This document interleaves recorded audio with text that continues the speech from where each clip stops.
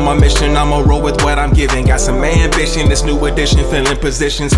Looking at the void in myself and feeling what's missing. Better watch the way you going, better go in the right direction. In the moment you stressing, but you gon' be counting blessings. And I know that for certain, keep on working, open curtains. Haters swerving, cause they ain't ready for your final version. Whoa. I'm never gonna give up, fall down, I just gotta get up, yeah. Cause this is my road, lights, camera, action, I'm ready to go. I'm never gonna give up, fall down. Hello, salutations, New Haven, salutations, Connecticut, salutations to the world.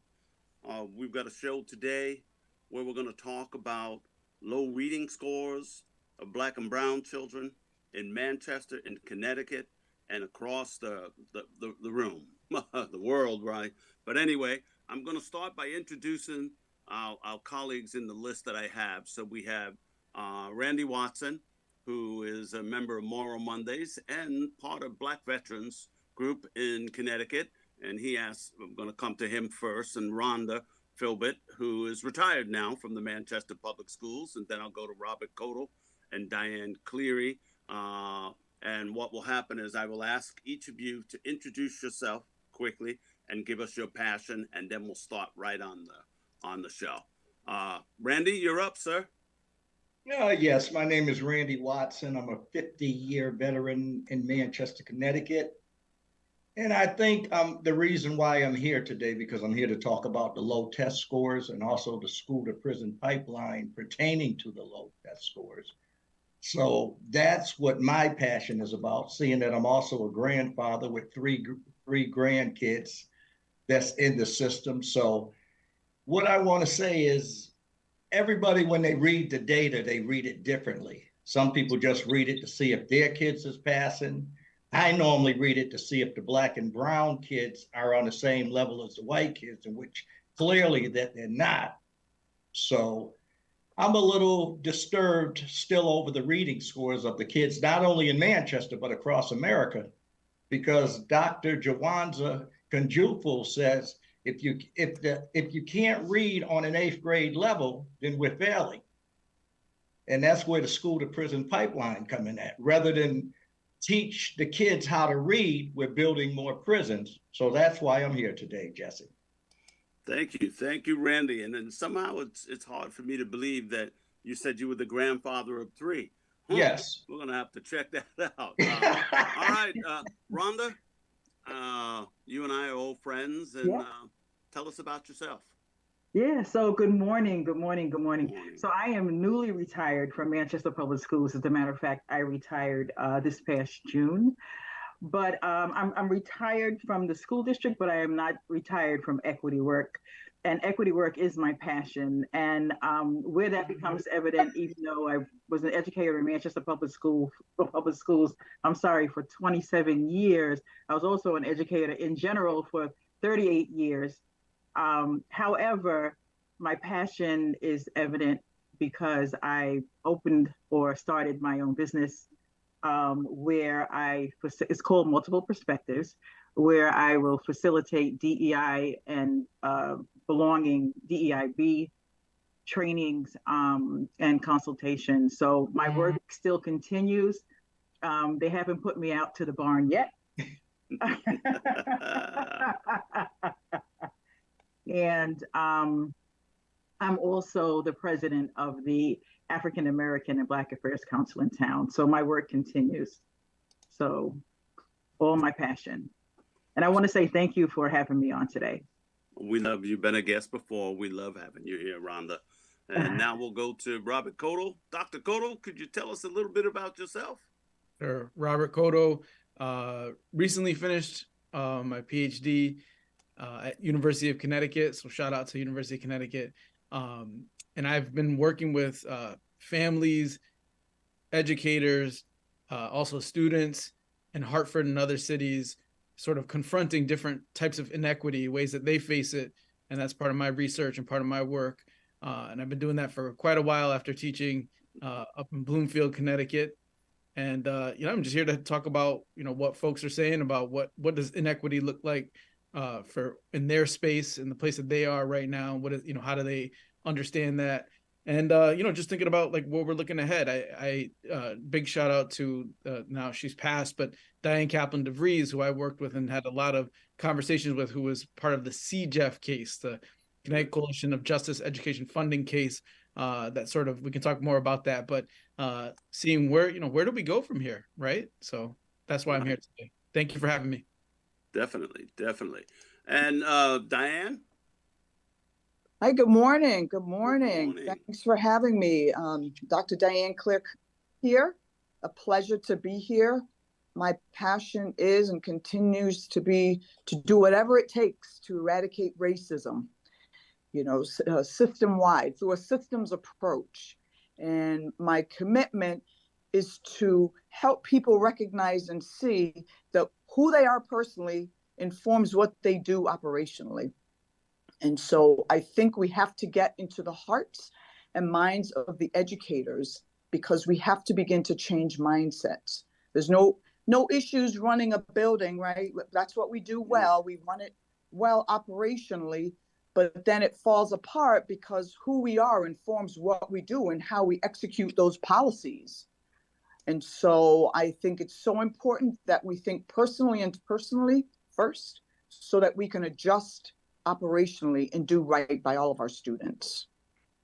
So one of the reasons that I brought us together, and I think Diane, you hit it on the end, and Rhonda as well, and everyone in this show will deal.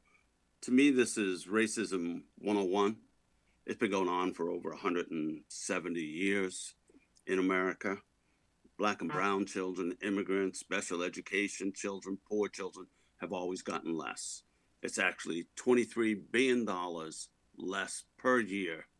Wealthy, predominantly white schools get $23 billion more a year. So we'll talk about some of that, but I'd like to go to Robert for a minute. Robert, could you give us a little history maybe of the CJEF case and where we're at now? Could you help us out with that? Sure. So just the CJEF case, I want to say it's originally came 2003, 4, around that period of time, and was a contest to the state of Connecticut's sort of creation of adequate funding for schools. And that, it sort of sat in court for a little bit. And then once it did go to court, it got some really, I would say, sort of problematic review by a judge in particular, who actually I think went to one of the military academies, I believe it or not, connected to Mr. Watson. But I did write a little bit about it, and it was sort of on the low end of interpretation of what was happening. And basically that particular judge found that, Connecticut, that judge felt that the Connecticut schools had sort of adequate resources for kids, particularly in schools with Black, Latino, Asian American students, simply because, not because of the numbers or any statistics or any sort of sort of views of how families and students felt, but felt that because simply there were desks and books and windows and teachers, like literally real simplistic view of what schools had in them, and that was a sufficient amount of funding. And then it went back to the court, and they said they sort of agreed with that sort of that simple analysis. And it basically, I would argue it set back what we believe is adequate funding and what is an adequate education for the kids in Connecticut, and sort of lowered the bar, so to speak, on what we believe schools need and kids need in schools. And I've written about that, and other folks have written about that, but that's sort of like, where we at the moment. And interestingly, this is sort of last point I'll make is, test scores were brought up in that court case and said, we have testing. It shows us that the kids aren't doing well, so the schools should be doing better. And it sort of moved away from the idea that, well, maybe the test scores they're part of how we work and what we do in schools and the systems, but we also need resources. So it's sort of like the case again moved away from let's look at the resources and whether we're providing resources more for kids that need them. So I'll leave it at that and turn it over. But that's just like a quick understanding of that particular case. Again, CJEF versus REL. And I think the decision came in about 2016, 2017, something like that. You can correct me if I'm wrong, but yeah. So again, it's set back school funding in Connecticut. Yeah, and if we thought about it, in 2005, the first part of that case, the court ruled that there is inequity, that Black and brown and special education children in Connecticut were not receiving a high quality and equal education. And then the question was, for the next part of that case, for the next pretty much over a decade, was how much is the state responsible? And that decision was a 4-3 decision, very, very close. And that decision left us with saying that the state is not responsible. And later on, we'll talk about the judge did say who should be responsible, and it will be our legislators. But I wanted to go to Rhonda, talk about this impact, as you not only are an educator, you're an activist in your community for Black voices. Talk to us a little bit about that. What does it feel like when we know that a lifetime of injustice has happened to our children? Yeah, so for me, when I think about that, sometimes people are under the impression that, well, children go to school and they learn to read, they learn to write, they learn to compute, do mathematics. But to me, the reality is that when we talk about children of color, especially Black and brown males, their education is how the type of education that they get is how they are going to be able to sustain themselves for the rest of their lives. So it's really, it's more than, okay, well, this child is not doing well. It's more than what's in the curriculum. To me, it's really about the mindset that when this child graduates from X school district in the 12th grade, are they really going to be able to sustain themselves? Are they going to be able to fill out a job application? So education is very important. And I just want to say this. So everybody knows that, I'm retired and I am of the particular age, retirement age and all of that. But, as a Black person, a Black woman, it was always instilled in me that education is something that people can't take from you.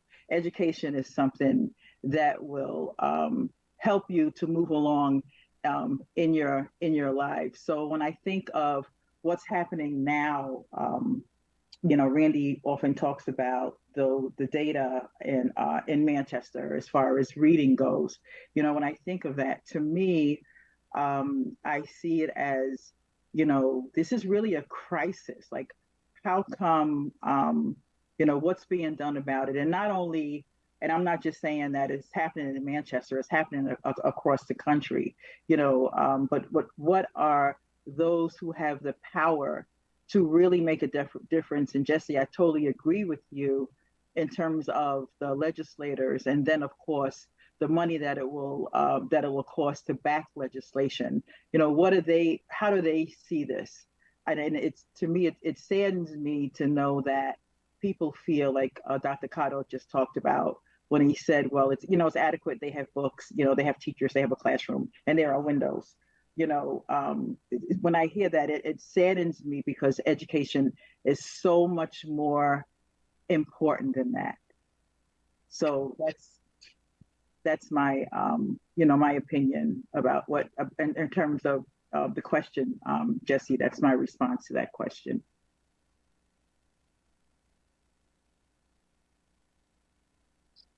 Uh-oh. Oh boy. Are we frozen? Hello? Yeah, I'm back. For some reason, it kicked me out of the meeting. Oh. somewhere in the middle. I know that Rhonda gave us a really wonderful, enlightening and stuff, but somehow it kicked me out of the meeting, and I kept trying to get back in, and it just gave me a little hard time. But let's pick up where we were, and let's move on down the line. And let me ask Diane. I want to ask you, because you're not only involved in the K-12, you're involved in the adult education. What has this impact of inequity had on Black and brown children in Manchester? I mean, it's a profound impact, and the impact revolves once again around not knowing who's in front of you, and just taking for granted that you know the students in front of you based on your own experiences. And that's my plea, that's my cry, that's what I'm always going to say. If you don't know who's in front of you, then you're not going to understand how to effectively meet the need of that particular student. Do you know what I'm saying? So it's kind of like conditions matter, environment matters, and knowing who's in front of you also matters. So a shark is going to lose against a lion on land, just like a lion is going to lose against a shark in water, right? So if we're not playing on a level playing field, which we're not, one is bound to outdo the other. And so you have to make the conditions equal. And if you don't understand that, and if you don't see that because you don't know about yourself, guess what's going to happen? The kids of color are going to fail because the majority of the people who are in front of them don't look like me. And I'm sorry, I think that all of that has to matter. So, and what we center is what we think we know. And what we think we know is based on what's in the media, or what the perception is, or what society says about who we are as a people. And then we base it all on that. So, and I just can't say that enough, and even with the test scores, to me, mastery is a misleading goal. And just because I taught you something doesn't mean that you're going to learn it right away. And we come in with an invisible backpack of stuff, of stories, of experiences, of trauma that matter, and so learning isn't linear. It's not linear. And test scores are based on the experiences of those who live in Ohio or Iowa. I don't even know which state it is. And I know I just said a lot, but there's a disconnect. And you have to know the students, that you're teaching, and you have to know what you know and what you don't know about what you know and don't know about the kids in front of you. And that's what you have to focus on. So it's personal. It's all personal. People have to do an archaeological dig, an excavation of themselves every day, before they get in front of the kid, because that matters. Because how you show up is what the outcome of the student's experiences, personally, interpersonally, technically, and academically. All of that matters. So, definitely, all of it matters. I want to take us to Robert for a minute, because Robert did a TED Talk for us a number of years ago at CCSU, and he talked about democracy and public education in Connecticut. Robert, what are the two districts that are mayor controlled in Connecticut? Yeah, so for folks that don't know, mayoral control of a local school board is when the mayor has either the majority or the entirety of the ability by law to pick or select the Board of Education members. Most towns around America, in Connecticut, people can vote for their Board of Education, right? You can vote for 5 to 9 people that are on a board that oversee how local public schools are set up. So in Connecticut, Hartford has the majority of Board of Ed members are appointed by the mayor who is elected. And similarly in New Haven, I don't know if it's the majority, but I think it's at least 4 out of the 7 or 9, something like that. The mayor also gets to appoint part of the Board of Ed. And so what's interesting about it is, like, New Haven and Hartford, these are places where, people of color, Latinos in particular in Hartford are the plurality, along with African Americans and Caribbean folks. New Haven, I don't think it's as similar, but you have places where people of color can't actually choose the people that are in charge of their public schools. And so you're like, wait a minute, why does every other town, why does every other city, around the country, and it's places like Chicago, like New York, big cities with lots of people of color, don't always get to pick who the leaders are for their public schools. And it's like, well, wait a minute. So then what does that lead to, right? Well, it leads to situations in a place like Hartford where the mayor decides, well, we're not going to give $1 million to the schools that it needed. We're not going to add any more money to the schools that are needed. And so, Bridgeport has similar issues. They don't have mayoral control. But it's sort of, the point is that, when we talk about systems, right? And we talk about funding that comes from the state, from the city, when you have things like mayoral control and other sort of situations that sort of limit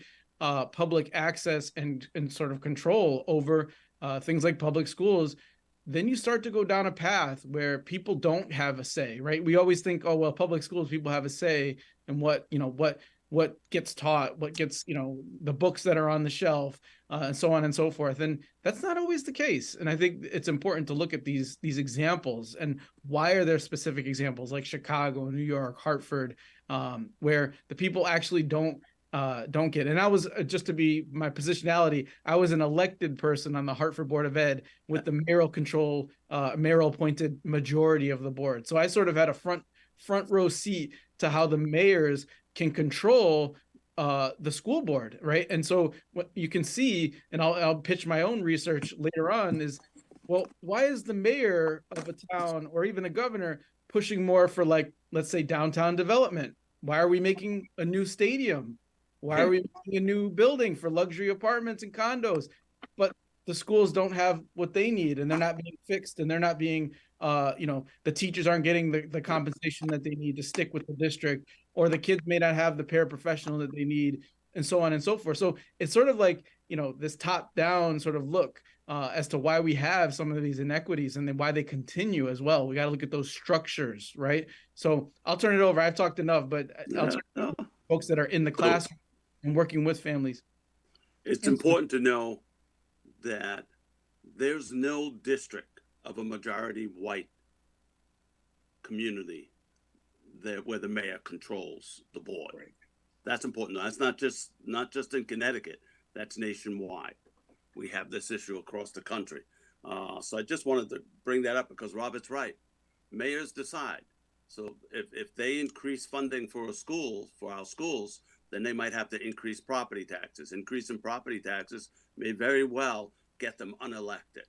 So often schools suffer in those communities. And when people can vote for the local board of education members, they can at least advocate and fight that kind of thinking over there.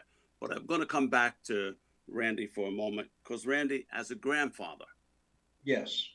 Right, as a grandfather of your children, what is it you hope that the Manchester Public Schools, that the state of Connecticut would do, that America would do, not only for your grandchildren, but as a Black veteran has served this country? What are your expectations? What are you asking of our public schools to do? Well, I'm asking public schools to get more resources for education rather than build more prisons. Because as a grandfather of 3, there's also a saying that 1 out of 3 will be incarcerated. And so that's why I'm asking for more resources. So the resources, more resources. And when we're thinking about this, I think it's 64, it could be 68, but we had the Child and Education Act, and it recognized the inequity in impoverished communities, not just Black, not just brown, but you've got poor communities, white communities in Appalachia, in Mississippi, in Alabama as well. And the legislators and the President Johnson's government signed an act that said the Elementary and Secondary Act would give 40% more money to those schools. Right. As soon as the act was signed, that money was never delivered. We're literally talking about hundreds and hundreds and hundreds of $billions. When Dr. King went to Washington for the March on Washington, he said the Negro's not here to ask for a check. We're here to collect our IOU. And right. I think it's important to know that children in this country, the reason we're referring to our schools now as a school to prison pipeline, right? That we have school districts that are hundreds of billions of dollars behind. And that means the tutors, that means the social workers, that means the librarians, that means all the bells and whistles over there. So, Rhonda, you and I have talked about the importance of culturally relevant pedagogy, and you do that work, and you did that work in Manchester. How does funding relate to that? Well, Jesse, in terms of funding and the resources that are needed, it's been my experience that when we talked about or did work with culturally responsive teaching, it was always siloed. And even though, let's say, for example, Manchester Public Schools was able to purchase books where children can see themselves and see their identities and can read about their stories, and they could read about people who have made major contributions who look like them. But at the same time, let's say if we're talking about those books or the reading materials, it wasn't included in the general curriculum, like the general ELA curriculum.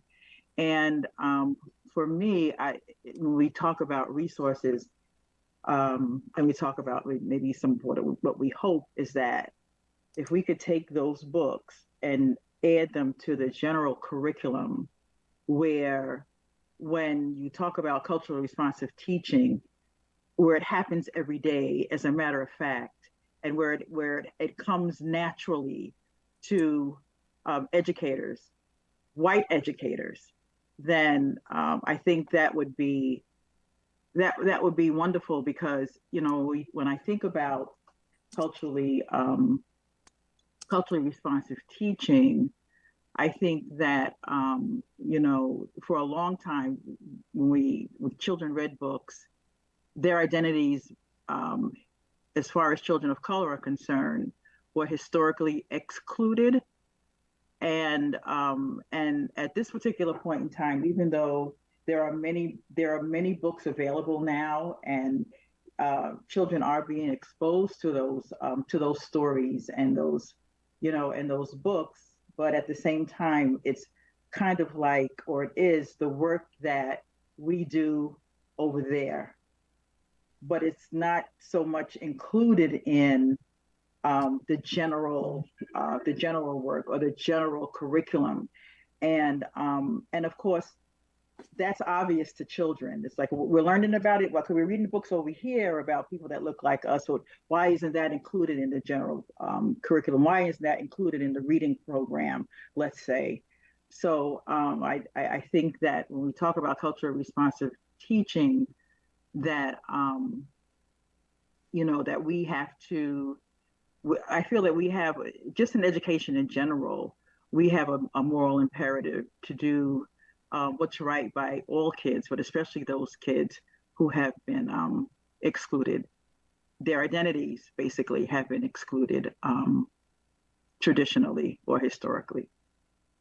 And if we think about this piece, Rhonda was really referring to Dr. Rudine Sims Bishop, called by the International Literacy Association and the National Councils of Teachers as the grandmother of multicultural education. And she talked about books as being mirrors where we see ourselves, windows where we see others, and sliding doors where we can walk in the shoes of others. Now, the interesting thing about Dr. Sims Bishop's work is she did show, her research shows that young black boys who were reading books that had black characters in them, their comprehension scores improved, and vice versa. So white boys' scores dropped when they didn't see themselves in those books. But she also looks at those windows, and she says that's the way we learn about others. That's how we come to respect each other. We need to be reading and seeing those windows of everyone, and every once in a while we got to read a book that's so powerful that we feel we are walking in that person's shoes. So we can't miss out on that. That's important, and Manchester has worked on that Mm-hmm. over this time. Mm-hmm. It's Jesse. not. Yes, go ahead. I'm sorry. Go I ahead, Diane. I just wanted to say a couple things in response to Randy and Rhonda says, because they're on target. And I agree with you when he talks about more resources. However, we're not short on resources with regard to money. Those aren't the resources we're short on. It's the how to. It's the pre-service learning. It's the professional development, so people can understand the fact that Manchester is a different town. When Randy and I grew up in Manchester years ago, it was less than 2% students of color. Now, Jesse, we are at 70.1% students of color. We are a different school community. If we don't change and adjust with that evident difference, you're going to see much of the same. You're not going to see a change in the test scores. So the resource has to be in how we do what we do. So, and one thing that we are doing in Manchester, we have, and Rhonda sort of alluded to this, we have these read alouds now where all the way through 8th grade, we'll eventually get into high school, where students do have an opportunity to experience windows and mirrors. The struggle, Jesse, it's as Rhonda said, it should be an integral part of the curriculum, and it should be done every day, not 2 days a week. And parents shouldn't be allowed to opt out, because there are parents who opt out, or at least they try to. The superintendent's been super about it, and nope, you can't opt out. But there are those who think that that's too woke, not even knowing what woke means, but that's too woke, and they don't want their children to experience that. The superintendent says, nope, your child will have to go through and participate in the read alouds. But the read alouds are about difference. It's about lifting up the most marginalized, and so that they can see themselves in what they read. So I wanted to sort of respond, add on to what was said. So, and the issue, I do look at funding, and I look at funding this way. So in our literacy center at Central, we have children from about 12 different districts that will come here. And all of the children that come here get a fully certified teacher. They're immersed in a beautiful environment with diverse books. And all of the children that come here, it's the first time in those 12 districts that all of those families and children could say we had equity.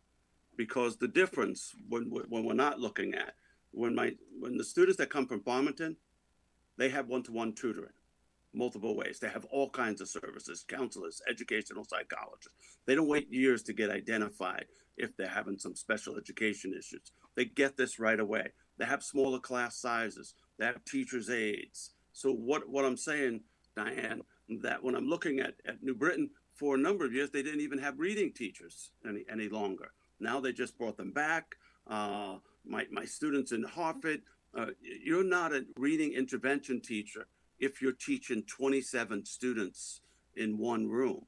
That's not what happens in Farmington, Simsbury, Madison, and Darien. In those communities, those affluent communities, those children, as soon as they start falling behind, are given intensive services that my urban districts, my poor districts, just can't do.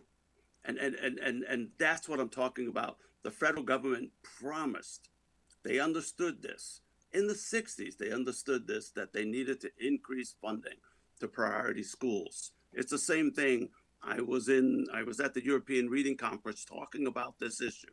And they, when I told them about our literacy center and the way Connecticut says the state is not responsible for giving every child in this state an equal and high quality education. It's not responsible in that sense. And we'll come to that piece. But when I look at that, what I'm saying is, yes, when I'm not talking about resources in the programs, the books, I'm saying, where are the intervention people? Where are the tutors? So when I'm in Farmington, but Jesse, what I'm suggesting, yes, go ahead. But what I'm suggesting is, so they get these people who are trained, but I'm telling you, if you do not connect with the kid, it doesn't work, because they're teaching them the way they teach them or the way that they have been taught, and it doesn't always connect. You have to know who's in front of you. And I just think that that's the missing piece. I really, really believe that. I don't care how many tutors. Manchester is stacked and stacked with resources. And I don't believe that the disconnect is operationally the problem. I believe it's mindset. I believe it's expectations. And I believe it's what they believe and think of the kids in front of them. They have low expectations for our students. They don't believe that they can learn. And I'm not saying that's everybody. I'm generalizing. But I think that that's what the disconnect is. And so I don't care how much money we throw at a school or at, a particular curriculum. It's not the curriculum. It's not the program that we use. I think it's the person that's executing the program. It's the person that is facilitating the program a lot of times, because they make assumptions about who we are, how we learn. And I just, again, not to downplay that resources aren't needed. I agree with you, Jesse. You a lot of times know more than I do with regard to that. So I'm not downplaying that. I just want to lift up the fact that I think that we don't have enough people of color in front of people of color. And we don't do enough to educate the white staff in terms of who they are, so that we can sort of lift up the fact that you're teaching based on how you were taught. You are teaching based on what your lived experiences are. You're teaching based on what you experienced. I just can't say it enough. No, you should. We want you to continue to say it over there. And we want to look at that elephant in the room. The elephant in the room is 85% of the teachers in America are white. That's all that's what they are. That's the elephant in the room. And you're right, different experiences in those communities, and how they're educated and how they're trained over there. But we also want to look at who's becoming teachers right now, the pipeline.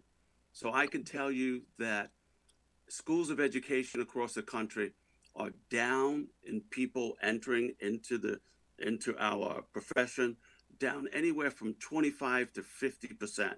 We just don't have the numbers to replace even those white teachers. We don't even have the numbers to do that. And I agree with you. We need to. Scary. We need to. So we've got a pipeline that's broken. We've got teachers that, give you an example. Tom Ficklin sent me an article today. Apparently all the teachers in Lithuania are going on strike today for better wages, for better working conditions. The whole nation's going on strike, and they're going to close everything down today. And we just don't seem to get there. So we know that when we look at the adjustment for inflation for salaries, teachers are paid 13% less than they were paid in 1980. That's what we know over there. Wow. My teachers are now leaving with about $40,000 worth of student loan debt which is like a house. You know, by the time you pay it off, you're paying it off in 30 years, and it keeps you from getting the car, it keeps you from getting the house, all of that stuff. But I'm not certain. So I think, Diane, you're on to something here. What can we do? And Robert, I'll go to you because you're our policy person. What can we do to attract a diverse teaching force and grow it? Do you have ideas?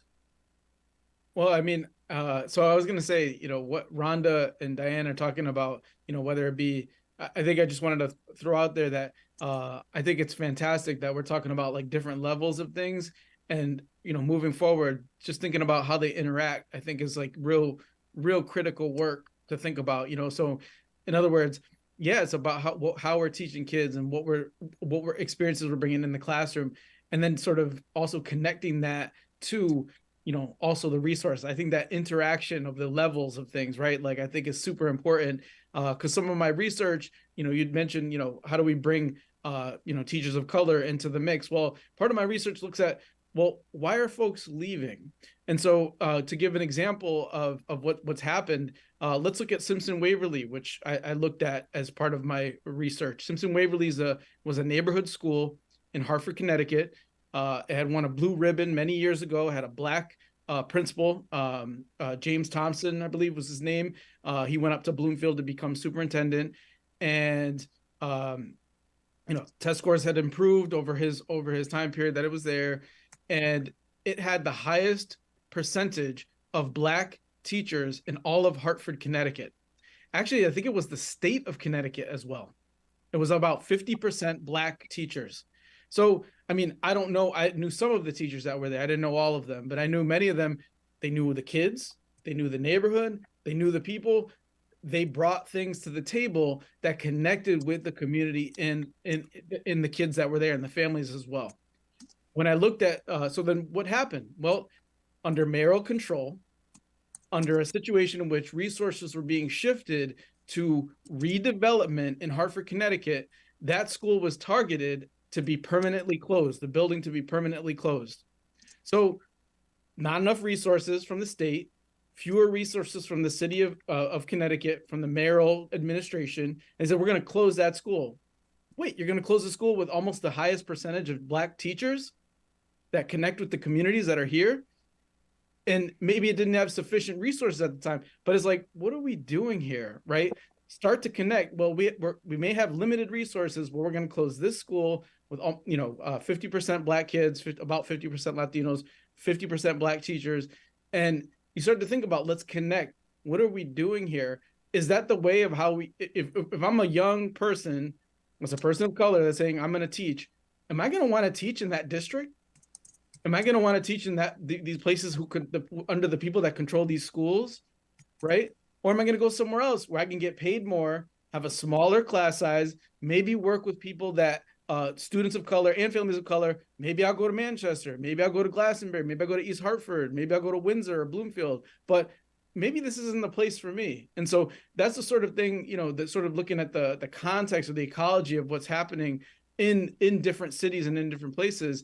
So my first response to you, Professor Turner, is we got to start thinking about, what are we doing that's not keeping people of color in classrooms that bring to the table the experiences that they've brought and the ability to have cultural competence in a class and teach other people how to do a better job that may not have those skills. So that would be the first thing I would say is, like, you know, we've in Hartford, you look over the last 10 to 15, 20 years, has lost in particular black teachers. Why aren't we looking at what happened? Where did they go? Did they all retire? Did they leave?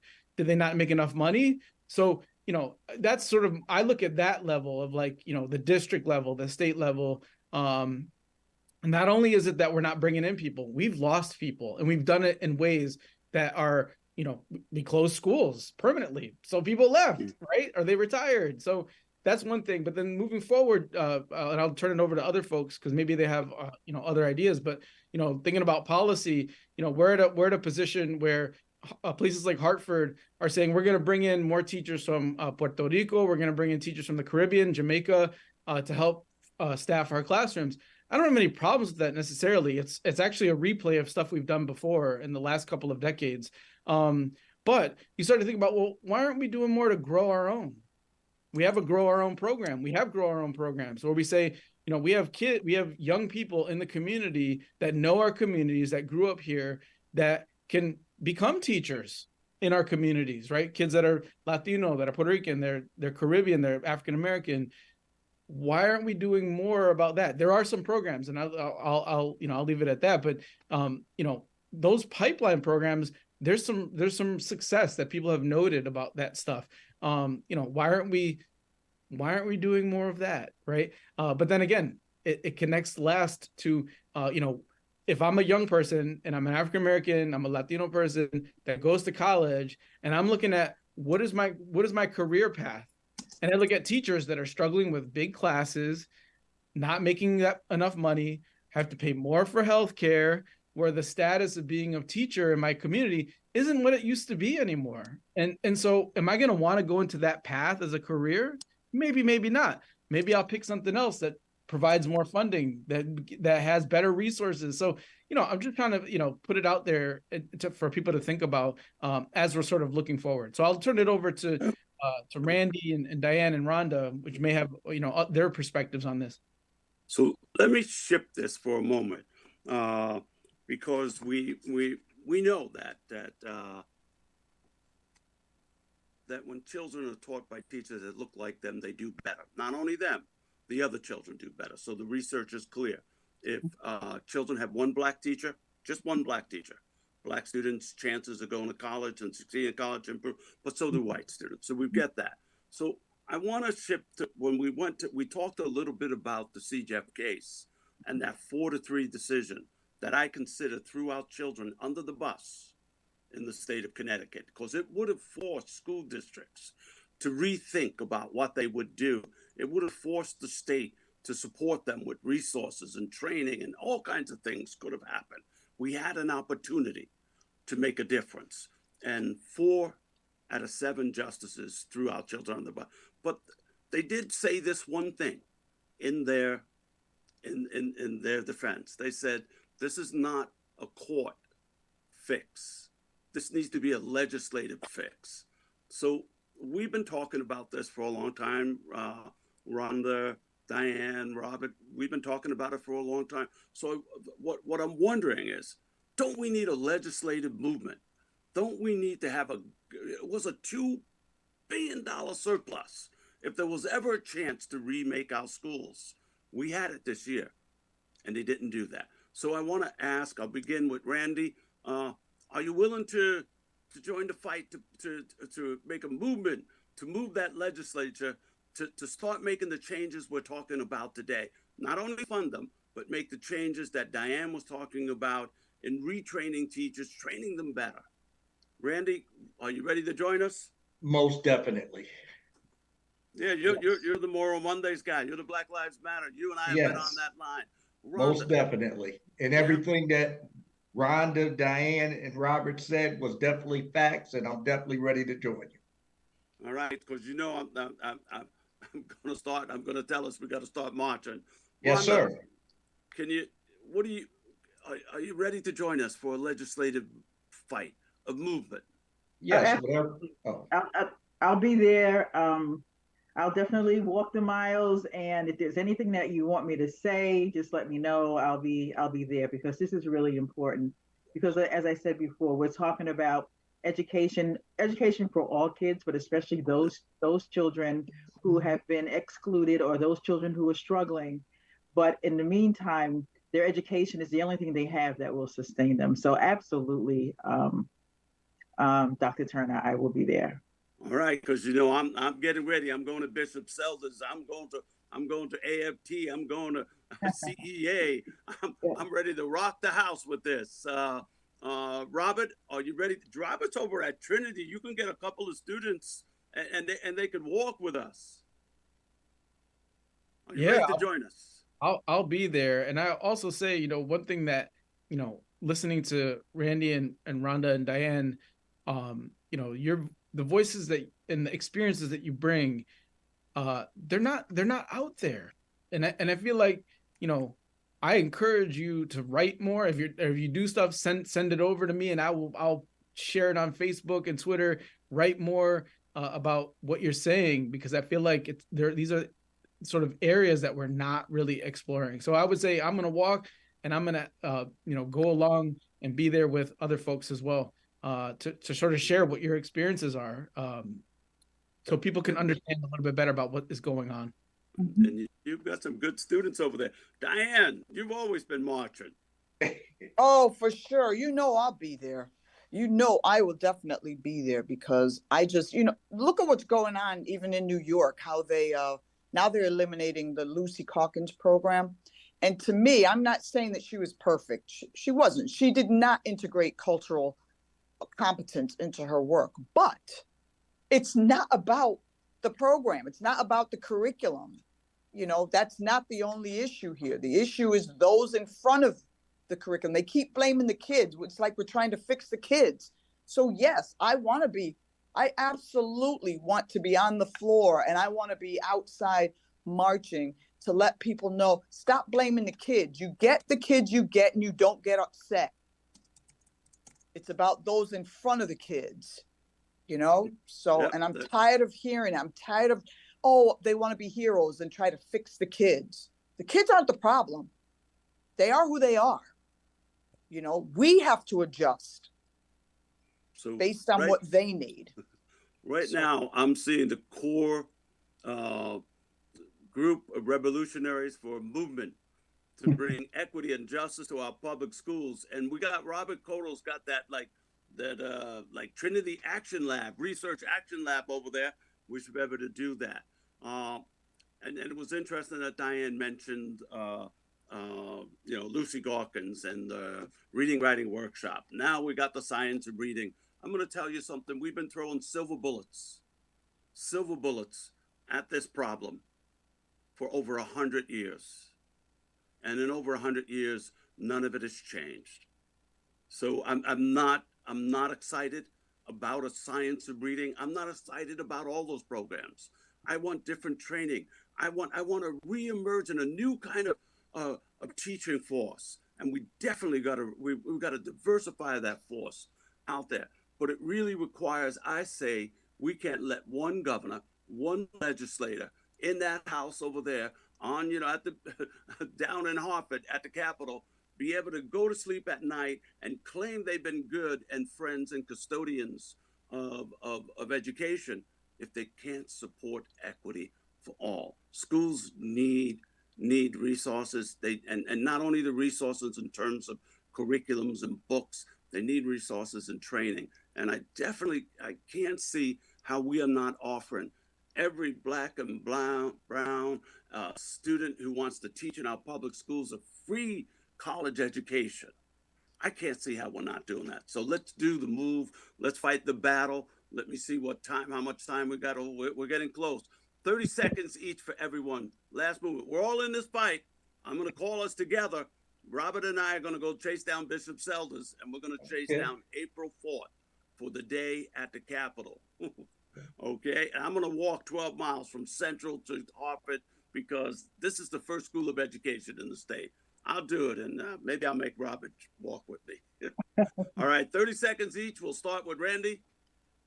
Well, I just want to thank everybody on the panel for allowing me as a veteran to join us. Also, I want to thank Diane personally for helping me understand Matt Gary more better. He is aware of our situation and he's willing to work. So I also want to thank her as well. Thank Robert and thank you for allowing me to be here.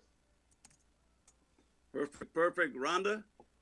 Yeah, and I just want to say the same thing. Thank you so much for having me on the show again. I hope that when this is shown that we'll have even more people who will definitely try to know and understand what we're talking about and why this particular issue is so important to us. It should be important to everybody. So thank you once again. It should be. Diane, come on. Oh, of course, just thank you so much for having me. This was a great conversation. We need to keep it going because I think this is what's going to sort of empower us to stay the course and to fight the fight. And Robert, we definitely have to exchange numbers, so that we can connect. So Yeah, you. thank you. This was a Fist blessing is to up. be. The fist is up. Blessed to meet you. The show is coming to an end. They're gonna play the music. We got a movement, and Rhonda's in the house. Diane's in the house. Robert Kodel's in the house, and you know the Walking Man's in the house. The revolution starts today. I'm ready, and I think they should be playing the music by now. As I got another rhyme, another rhythm for y'all to